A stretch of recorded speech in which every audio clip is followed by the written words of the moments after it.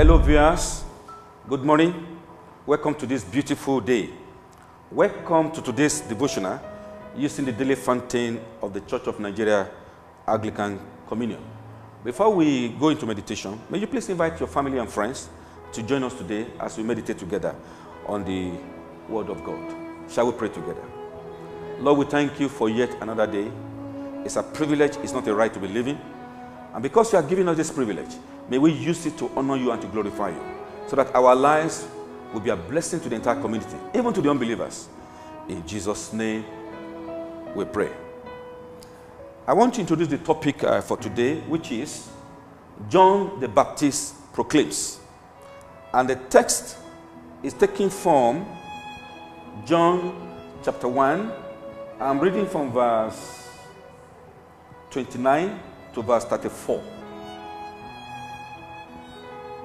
The next day, John saw Jesus coming to him and said, "There is the Lamb of God who takes away the sin of the world. This is the one I was talking about when I said, a man is coming after me, but he is greater than I am, because he existed before I was born. I did not know who he would be, but I came baptizing with water in order to make him known to the people of Israel." And John gave this testimony. "I saw the Spirit come down like a dove from heaven and stay on him. I still did not know that he was the one. But God, who sent me to baptize with water, has said to me, 'You will see the Spirit come down and stay on a man. He is the one who baptizes with the Holy Spirit. I have seen it,' said John, 'and I tell you that he is the Son of God.'" May the Lord bless the reading to our hearts in Jesus' name. The topic is John the Baptist proclaims. The major issue in this passage is the issue of the intention of John the Baptist in proclaiming Jesus as Lord, introducing Jesus as Lord. His major intention, his motive, was to introduce Jesus exactly who he is to the people of Israel. Like we said yesterday, he did not claim equality with Jesus, but secondly, he did it in humility. Look at what he said in verse 30 and 31. He says, "This is the one I was talking about when I said, a man is coming after me, but he is greater than I am, because he existed before I was born." Look at it. Even though John came before Jesus, he humbled himself and accepted that he was just a forerunner.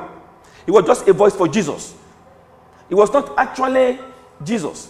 It was just to prepare the way for him. And he exalted Jesus in this passage. He said Jesus existed before I was born. Number two, he said he's greater than I am. Humility.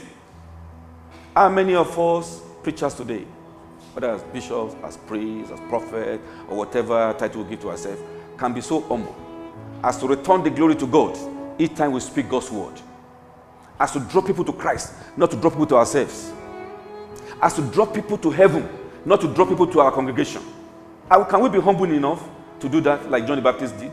He was not drawing people to himself, but to Jesus. He was actually introducing the people to the Lord. I remember some years ago, I visited a particular bishop and listened to this testimony.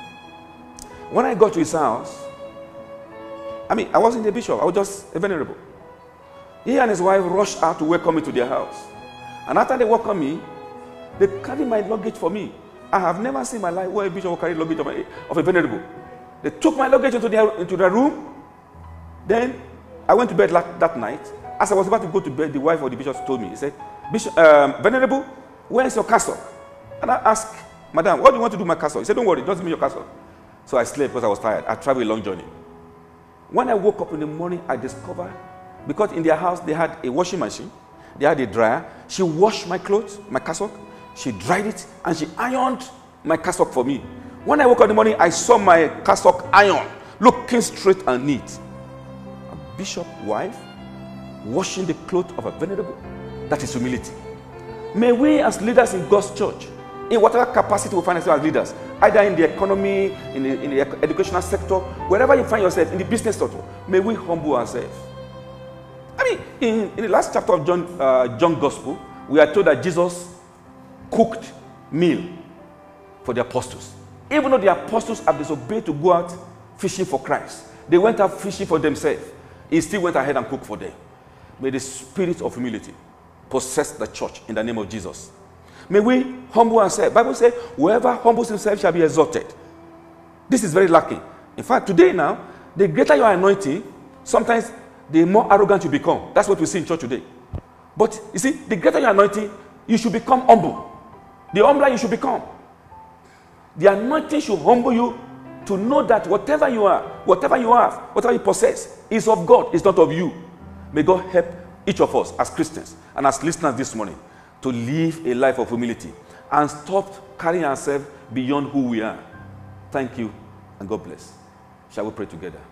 Lord, we thank you because of this morning's studies. We pray, oh God, that what we have heard will not stand against on the day of judgment.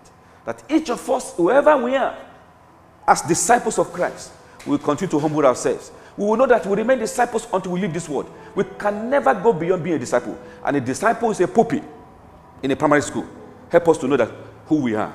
We are disciples of Christ. A servant is not greater than his master. That's what the Bible says. Thank you for answering our prayers. In Jesus' name we pray.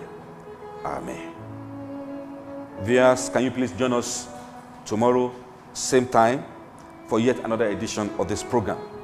If you are led by the Holy Spirit to sponsor this program, please contact the email and the numbers now showing on your screen. The Lord bless you. In Jesus' name, amen.